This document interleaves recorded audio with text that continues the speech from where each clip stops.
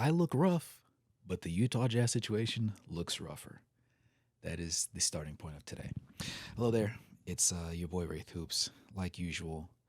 I'm gonna try and be concise and also efficient with my time today, but I think I'll still end up roaming closer to 30 minutes. You'll know before you click on this video.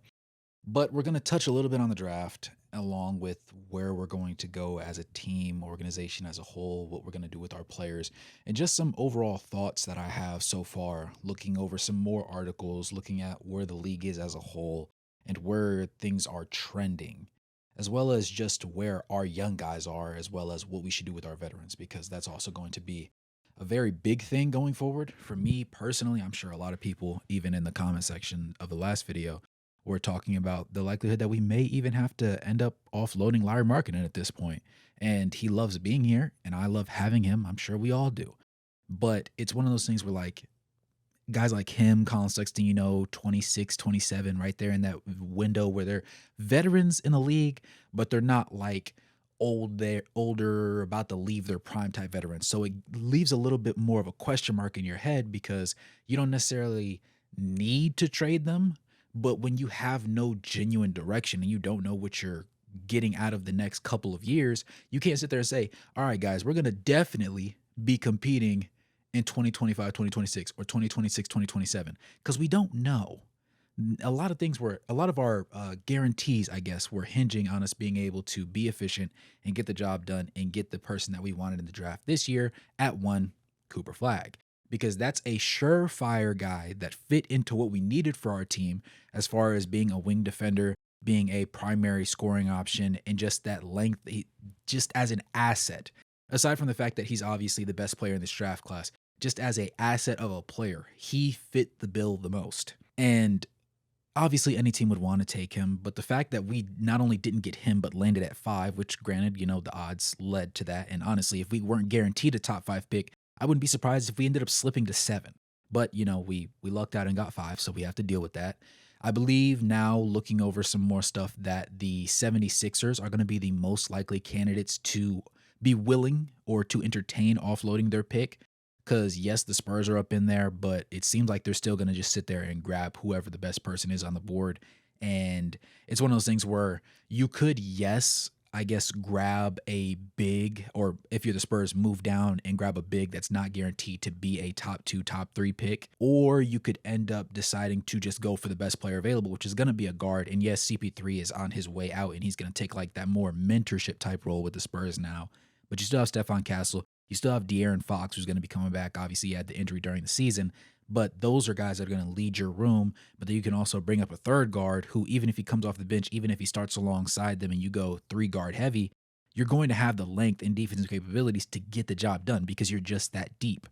I think the Spurs are kind of like, there's somewhere in between the Thunder, the Oklahoma City Thunder, and the Indiana Pacers, because you really don't want to see either team in the playoffs because of how depthy it can get.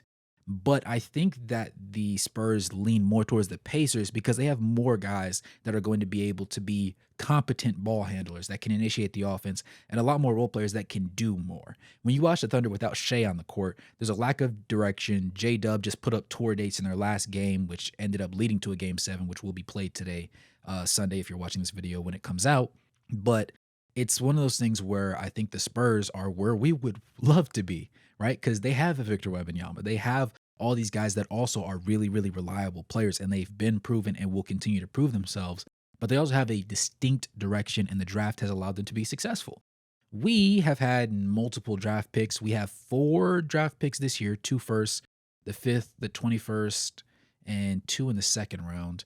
And then next year, obviously, we have more draft picks, and it's become a foregone conclusion that we're going to end up tanking again, basically, at this point, unless something absolutely insane happens, because we don't want to end up conveying our pick, because if I think it's top 8 protected. It's not top 7, it's top 8 protected. And if it's outside of that window, obviously it's going to go to the Oklahoma City Thunder, who we don't want to give more to. But at this point, their window for championships is going to be over before ours even starts. So, I don't know where to go with from there. But for us, I think that it's one of those questions where we have to find an identity very, very quickly. And I think it might start with just honestly reaching out and seeing what it would take for the 76ers to move on from their third overall pick. Because it's not as if they need it. A healthy Tyrese Maxey, a healthy Joel Embiid, a more cemented version of Paul George who isn't as washed and turned into a podcaster as he was this year, along with the guys like Kelly Oubre, Andre Drummond, all those guys. That's a winning team. That's a playoff team in the Eastern Conference. Are they a championship caliber team? Debatable. And they had Jared McCain too, who went off until he got hurt. So they're more of an injury issue, and that's why they ended up so deep in the lottery this year. I don't think that's going to continue. So I think that they would be willing to entertain the possibility of moving down to 5, or maybe they don't care about a top 5 pick at all, and you can give them like the 21st pick overall and then somebody else, even if it's a couple pieces off the roster. Now, one thing that was suggested by one article that I saw was offloading Lauri Markkanen for Paul George, and obviously switching the 21st overall pick from us for their third overall pick. Now, you could argue that this makes a lot of sense because it actually provides help for Joel Embiid. It gives him a shooting big that can put the ball on the floor a little bit better. Obviously, he's become a little bit better passer over this past season. He's been working on some more things of his game because obviously we weren't planning on winning, so why not just go out there and shoot anything? But he did have an injury that was nagging, and a lot of people seem to believe that it wasn't nagging, and I was like, well, if he's shooting his catch and shoot threes at a lower rate and a lower percentage, and off the dribble, he's also suffering, it's likely to believe or likely to assume that something's off. You know, if you're always consistently able to do something and then all of a sudden you can't do it for an extended period of time, I'm more likely to believe something happened than just to assume that, oh, you're BSing me, because there's no benefit to him doing that. Honestly, like we can lose games while having a Lauri Markkanen masterclass. I've seen it happen before. We've all seen it happen before. And then for Paul George, he has 3 more years on his deal. Granted, it's for like salary matching circumstances that we would do this trade. But, you know, losing Lowry isn't something that I really want to do because Lowry likes being in Utah. He's enjoyable in the locker room. He's just a great locker room presence. Granted, I think he's been to one play-in game and has no playoffs like showings ever. But, you know, that's just the nature of the beast. Colin Sexton doesn't even have a play-in game if memory serves me right. So neither of them have been in the playoffs. And those are our most reliable offensive weapons that we have on the roster. You could argue John Collins, but a lot of people feel, you know, up and down on John Collins. It depends on the day. Walker Kessler's our most proven young guy, but he has no jumper. His free throw percentage was in the 50s, I believe, this season. It might have been like 54%. Y'all can fact check me on that in the comments below. But it was abhorrent, right? And we hoped that he would end up developing a three-point shot, but like about 20 games into the season, we just saw the scheme change to where he was not taking any outside shots, even from the corner. He would just kind of float out there a little bit, set some screens, a little DHO action, but that was really it. And the question that was posed to me in the comments of the previous video was about some of the bigs in this draft, because there are more shooting bigs. Granted, you know, Walker Kessler is like Rudy Gobert with softer hands. He can catch lobs better. He does have a little bit better of a post work about him. And he can shoot the midi a little bit better. Granted, not by much, obviously, judging from his free throw percentage and just the sheer lack of overall mid-range attempts that he takes.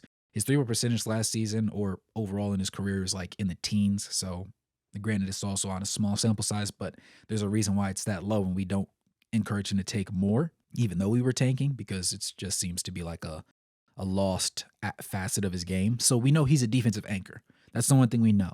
That's the proven thing about him.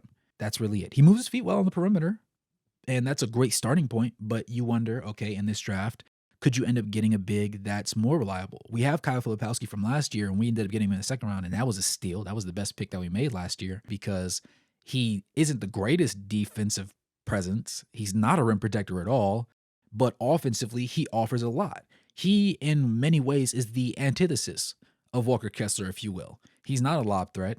He's not known for extreme athleticism. He's not known to be a rim protector at all. He's not known to really move his feet terrifically on the wings. I would argue they're one for one about the same, but he has that outside shot. He's a little bit more confident. He could put the ball on the deck a lot better, and he can play make a little bit better than Walker can. So I guess they're kind of, they kind of balance each other out in a way. But you do have to question, okay, if there's a great big on the board and we think that he fits what we would like to do going forward, should we take him? Or should we move our pieces around, move our draft picks around so that we can get them in a competent space instead of altering our entire plan to do it? And Justin Zanuck said that We're in a position where, as an organization, we can't afford to pick a specific piece that fits us. We just need to go best available. And that tells us just how the front office works, because they're not happy. Even Smith, the owner, he was unhappy. He was talking on Twitter as a very begrudged fan, talking about how he went to bed frustrated, woke up, went for a run, saw the sun rise over the mountains, and took a deep breath, chatted with a couple Jazz fans, and then reminded himself, got to get back on the horse, got to make something happen. And it's one of those things where, yes, y'all thought tanking finally after the third year of some sort of rebuild was going to work. Granted, it didn't work. We didn't get where we wanted to get. So we have to sit down and come up with a concrete plan of where we want to go moving forward. And if you're the Jazz, do you want to trade up to the third pick? Maybe. I don't want Paul George on my team for 3 years. But at this point, we're not going to do anything for 3 years. We're going to be terrible, at least guaranteed for next year, because there's no way they're going to want to convey the Oklahoma City Thunder pick. And depending on who we get in this draft, unless something absolutely crazy happens in the first 20 games and they start showing out, or Keontae George all of a sudden decides to find his jumper permanently and start shooting borderline 50% overall from the field and 38% from three, there's not a world where we come out and we're like, hey guys, we don't need a tank now. And then on top of that, we ended up adding Carlos Boozer to our study team for, scouting. And obviously we know the lovely of the Boozer, the more appreciated, I guess we'll say, of the Boozer twins, Cam Boozer, is going to be in the draft next year. And that's the one that we would love to end up getting our hands on. So there's that. You also have AJ, who's at BYU. And it just poses the question, what direction is it? I'm personally willing to go as far as to say that we are going to tank next year. I didn't want to believe it. I didn't want to take it in, but the numbers, the moves, the conversations that are being had, they all indicate that that is the direction that we're going in, whether I like it or not. And I just, as a fan of the game, I just have to accept it. I don't have to appreciate it. I don't have to love it. I just have to accept it. Just like this year, I accepted the tank. I said, you know what? Just this 1 year, I'm going to grit my teeth and I'm going to stick it out, just like every other fan has to. And I watched the games. I complimented the rookies for what they did do well and criticized them for what they didn't do well. I complimented and criticized Keontae George. I talked about injuries. I talked about anything that could keep my mind off the fact that, we were planning on losing games. Just anything that I could. Just to the copium was crazy, I promise. And now we're in the offseason with the 5th pick, the 21st pick, and 2 second-round picks, and we don't need 4 new guys on our roster. I said last video it was Jaden Springer and Svi that both are on like non-guaranteed deals up to a certain point, so they're likely on the chopping block. At the same time, I would more than likely want to trade away a couple of our picks this year. So if we could, even if we end up putting together the 21st pick and both second rounders to move up to like 18, 17, somewhere in the teens, I'd be fine with that, because or just taking that, packaging it up, and trading with somebody for next year's draft pick. Somebody like the 76ers. I would like to trade with the 76ers, not just to move up in this draft, but to offload some of the picks that we have so far and to lock us in for a first round pick next year, since we're probably going to obviously tank. Do I want us to tank? Of course not. Like I've said probably 4 times already this video, but adding Carlos Boozer to me really was like that pin in the board that told me it's likely gonna happen, because why else would you add Boozer? Now, granted, 2-time All-Star, Jazz fans love him. It was nice having him here. At the same time, why else would you add him back at this particular specific time? Let's be real. There's coincidences, and then there's the obvious circumstances. If you see it's cloudy outside and you just happen to bring an umbrella, well, you probably brought an umbrella because you saw the forecast and thought it was going to rain. That's what I'm likely to believe. So bringing in Boozer symbolizes, we're probably going to tank and we're going to be looking heavily at your son. So why don't you help us out this year? Show us what you understand about the game, what you've put into him, and we can keep your son close to the vest. And even if he doesn't perform well in college, we still feel comfortable making that move. Maybe that's what it is. Maybe that's the next leaning thing. In the top 5, I'll make a different video, I think, where I focus more so on all the people that we could end up grabbing. But there's a world where we see a lot of the players that we've taken in for interviews. I believe it's 8 players total. We all schedule workouts with them. They're not all going to be available. Again, we're at 5. Under the assumption that we stay at 5, 4 of those guys should be gone. Now, there's 3 guys that are getting some more buzz since the draft combine that I did want to touch on a little bit. One of them, you guys know I'm pretty high on, being Trey Johnson, just because of his shooting efficiency and his overall size. But we got some official numbers. I love official numbers. I'm a big numbers guy. If you're a fan of the channel, you know I'm a big numbers guy. He was listed officially at 6'4" 3/4", 190.5 pounds, 6'10" and a quarter wingspan. I like that. I like that a lot.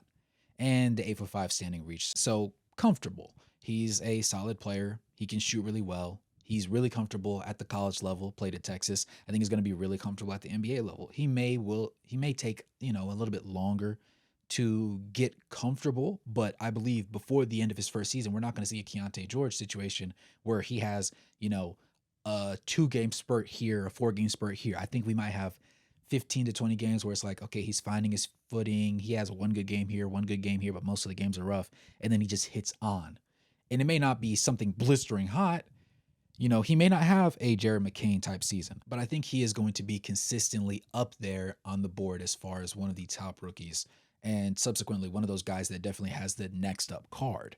There was also Washington State's Cedric Coward, and he surprised me because while he was mildly on my radar, I didn't really care too much. But the measurables put him on my radar a little bit more. 6'5" barefoot, 213 pounds, 7'2" wingspan with an 8'10" standing reach. That wingspan is lovely. Anybody that knows, weak side defense, passing lanes, just wing depth in general, we need. That was one of the big reasons why I was just big on having Cooper Flagg, aside from the fact that obviously he's a phenomenal talent. And if we can get somebody like that, especially if it doesn't take us moving up in the draft to do, I would definitely be willing to entertain that project. That's a project player that I think to me is worth it. And it's not as if he's a bad basketball player. I kind of like glossed over that, made it seem like, yeah, he's Cody Williams coming out of college. That's not what I'm saying. Cody Williams is a topic for an entirely different day. I could talk about him for about an hour and what we saw, and more importantly, what we didn't see from him this season. Granted, he is drastically underweight. I need to see him have a Taylor Hendricks type weight gain arc this offseason, because him versus his brother on the Thunder, it's night and day. It's not close. And one could argue that he will never reach the level that his brother's on, judging from what we saw last season, even in the G League, where he still struggled, by the way. For the most part, he did have a few good games. I'm not going to sit here and play him like he's just completely basura, right? He's not garbage. He's just not well equipped to succeed at the NBA level at this current time. The third guy is Drake Powell, obviously, Chapel Hill, 6'5" barefoot, 200 pounds, 7-foot wingspan, 8'7" standing reach. A little bit under Cedric, but at the same time, still a reliable piece that is going to be higher on some people's draft boards as a result of the numbers coming out. But at the same time, he's not one of those guys where everybody's going to say, oh yeah, he should be in the top 5. He should be top 7. They might say he's closer to a lottery pick, closer to a lock of a lottery pick, arguably.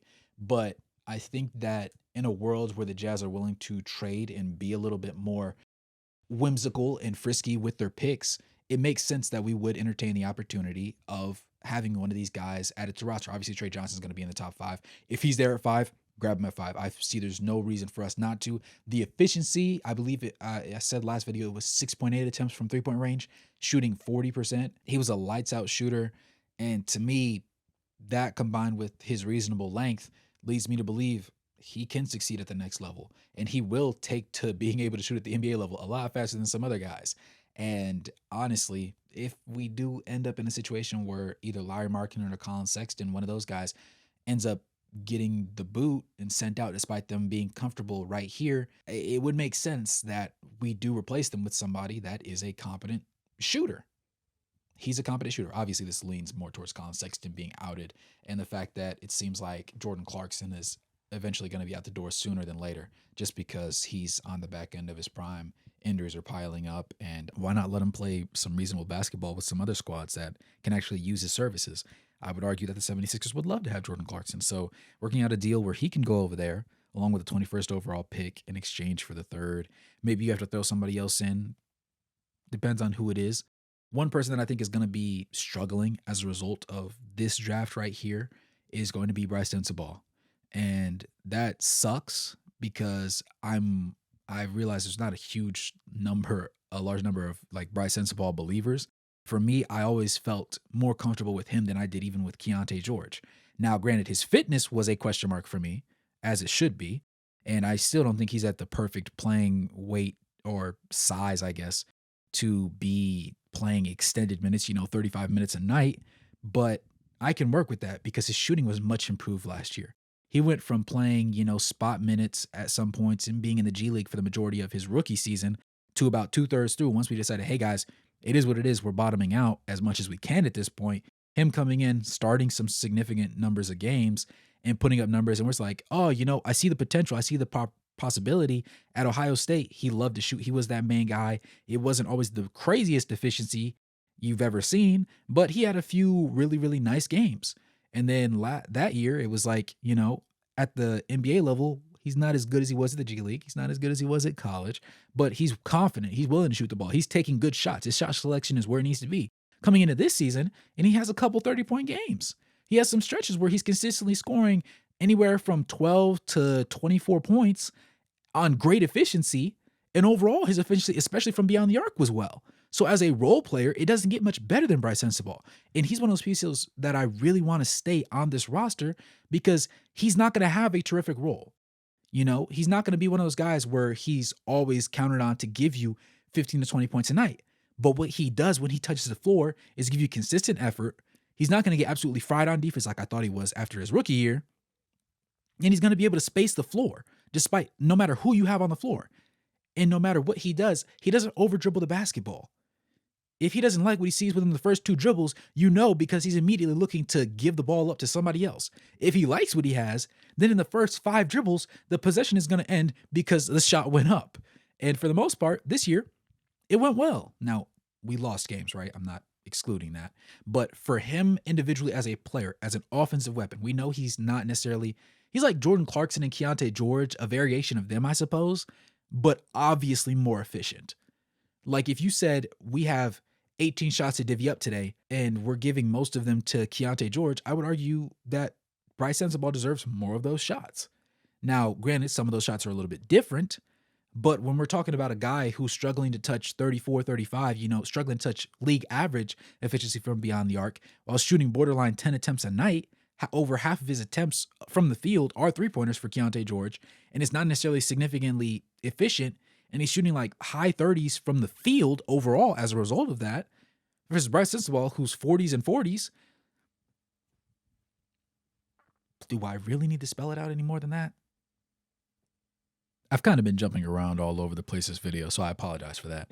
But I had just a lot going on in my head while leading up to this, and I thought, better to throw it out there and just throw pins at the board than do nothing, like the Jazz like to do. But one thing that we do need to pay attention to as well is these rookie contracts. Now we should be entering year 4 of Walker Kessler's deal, which means, yes, he's still on a team option, but we want to get a deal done before this offseason. If I think it's late October, it might be October 31st, the last day of October, when the deadline is to create a deal, because after that we have to wait until the offseason when he's going to be a restricted free agent.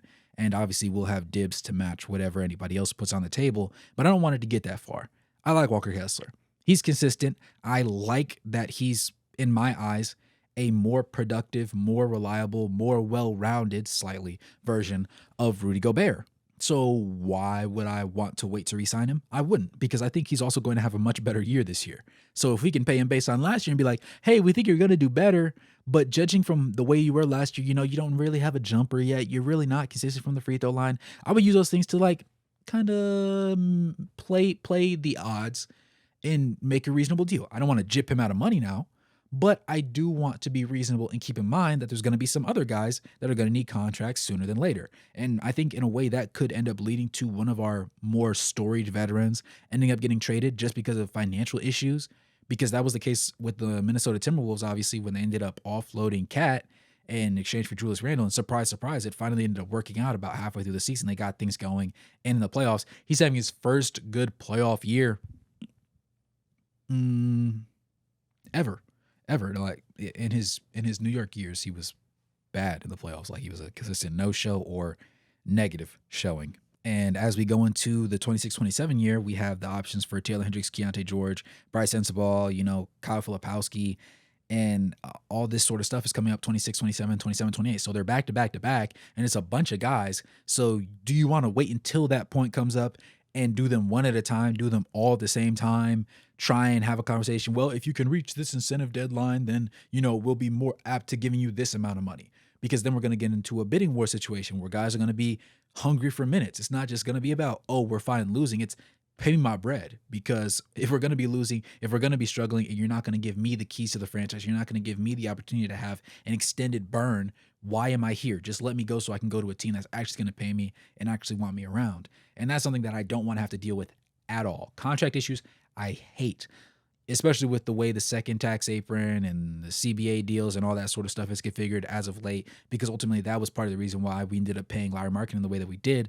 so that we could make sure we covered over 90 or 95, I think it was 90% of the salary cap. Because if you don't, there's some restrictions that come with that. You overspend, salary tax, extra stipulations, mid-level exceptions, can't touch those, all that sort of stuff. Vet minimums, there's a limits on all that sort of stuff. If you're also under the barrier, well, you can't touch that money.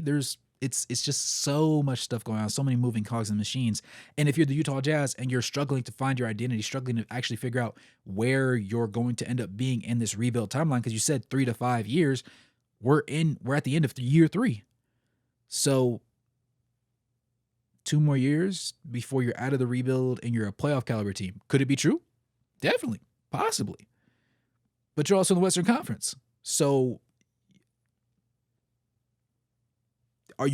is a play-in team considered out of the rebuild mode? Is that what we're going to take as being the thing that says, yes, we were successful, yes, we did what we were supposed to do, we tank next year, and then we decide, hey, we have all our pieces, we're going to try and be a middling of the road team, we're just outside of the play-in in that 5th year, and then we say, okay, guys, the rebuild's completed, we drafted some okay guy in 26-27, we have all our pieces, we're going to take a couple years to get into that championship caliber conversation, but we're ready.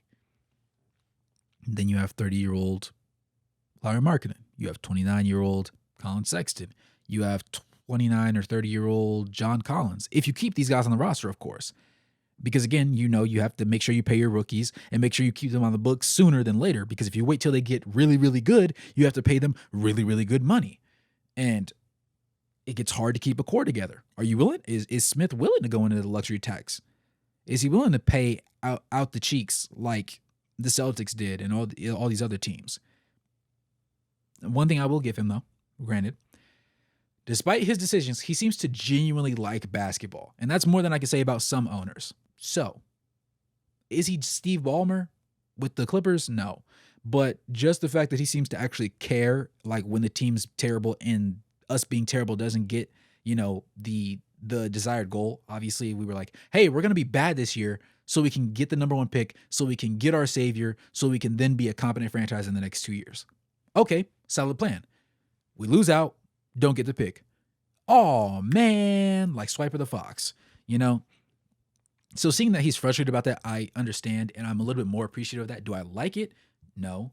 But I understand and I'm appreciative of the fact that he has emotions. He's not just, oh, well, we'll do it again next year, guys. Ha ha. Just signing off and co-signing like we didn't just sit there and fail. Like acknowledge the failure, recognize it, take ownership, and then tell us what we're going to do next. Tell us how we can rectify the situation or salvage it as much as we can. And part of it, I think we're definitely trading this during this draft or a little bit before the draft. I would wager we go from 4 picks to 2. I don't think we go from 4 to 3. I think we go from 4 picks to 2 picks. I think we package both of our second rounders along with that 21st overall pick to move up. Maybe we don't trade the 5th pick at all. Maybe the 5th pick just stays the 5th pick. But I would likely believe that we might even throw a player in there just to move up into the teens by a comfortable margin. So anywhere from that, I don't remember what teams are 13 to 17, so don't quote me on it. But somewhere from that 13 to 17, 13 to 18 range, trading all our picks just because we want to get rid of them and we want to focus on the young talent that we have. Unless we're in the offseason right now and we look at the numbers from last year and we say, I really don't like so-and-so. Why you would give up on Cody Williams already? I don't know. Some people might be willing to, right? Why you would give up Bryce Sensabaugh, who's shown the most progress from a shooting standpoint out of all of them? I don't know, but it is possible, right? Why you would give up on Keontae George? I have an inkling of understanding, but I don't know if you're ready to do that yet. I think 3 years after this next year, if he doesn't take the Walker Kessler jump, where he still has issues that are glaring, but we see he's obviously gotten better at the game of the basketball, then I think, yes, Keontae George might be seeing the chopping block. Isaiah Collier, Kyle Filipowski, obviously rookies that showed really, really strong presence in specific moments, in specific situations. They're going to get better this next year. And even if they don't, they showed me enough that if they stay at the same level this upcoming year, we can still see steady growth after that. I feel comfortable with those things. Those don't concern me. Those don't scare me. So packaging 3 of our picks together in exchange for a slightly higher one, or obviously getting the 76ers third overall pick and picking at 3rd and 5th, that would be the perfect way for this draft to go.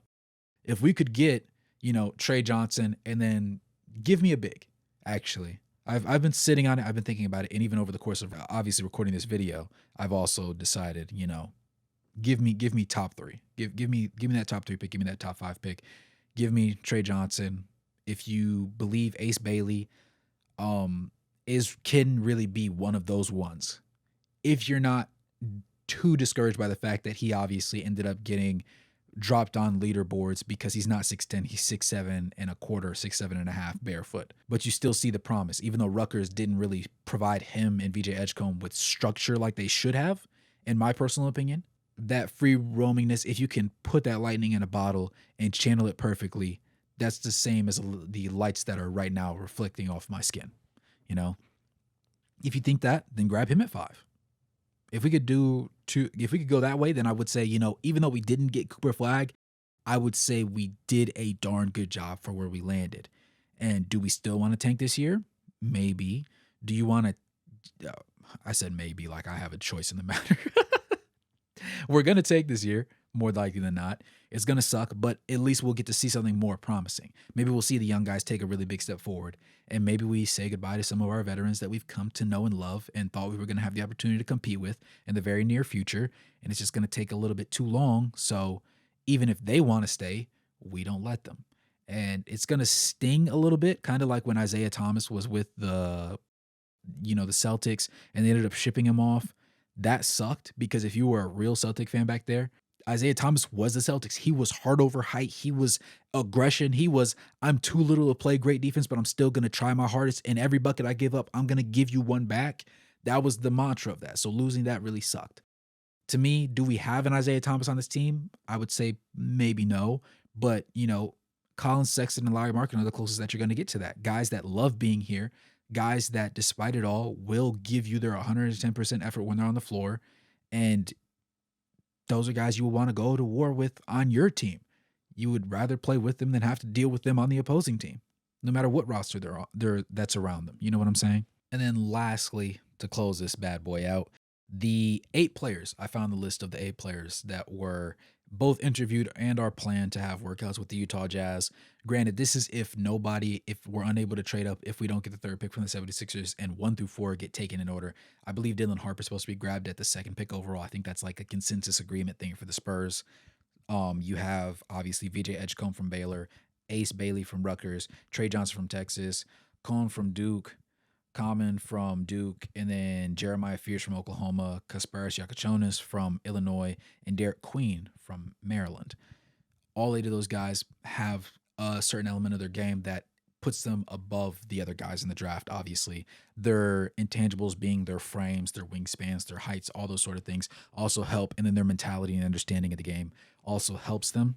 I could go in depth on that in a later video. I just didn't want to make this one too drastically long. I know it's already long enough and you've heard me drone on and on and on.